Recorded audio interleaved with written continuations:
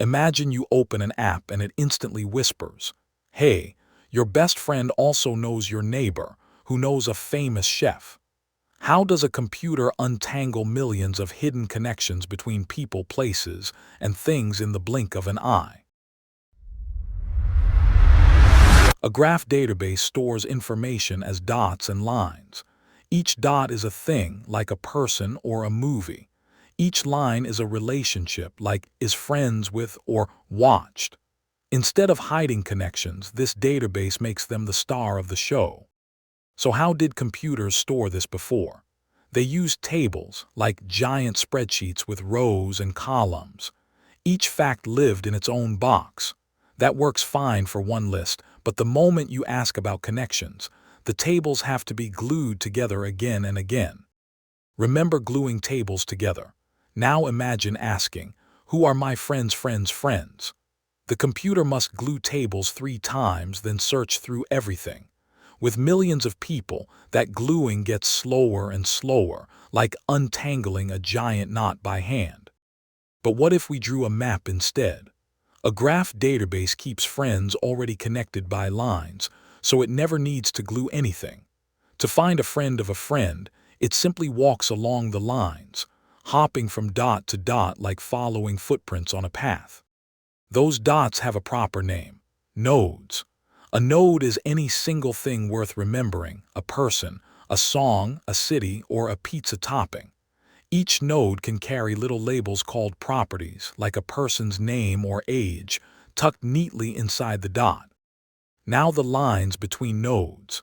Each line is a relationship, and it has a direction and a name, like Maya likes pizza or Sam follows Maya. The arrow shows who points to whom, so the map knows the story behind every single connection. So how does it answer questions? To find friends of friends, the database starts at your node and hops along each friendship line, then hops again. It only visits dots that are actually connected, ignoring everyone else, which is why it feels almost instant. Now that we can hop around, watch the magic. If you and a friend both watch the same movie, the graph notices other movies your friend loved and suggests them to you. That is how apps recommend videos, songs, and games you never searched for. Social apps live and breathe this idea. Every person is a node, every follow is a line, and your entire friend circle becomes one giant web. When the app shows people you may know, it is quietly walking that web, spotting friends you share. Graphs do serious jobs too. Banks use them to catch cheaters. If many fake accounts secretly share one phone number or address, the graph reveals a suspicious cluster all pointing to the same dot, lighting up a warning that ordinary tables would easily miss. So how do navigation apps pick a route? Cities are nodes and roads are lines, each line carrying its travel time.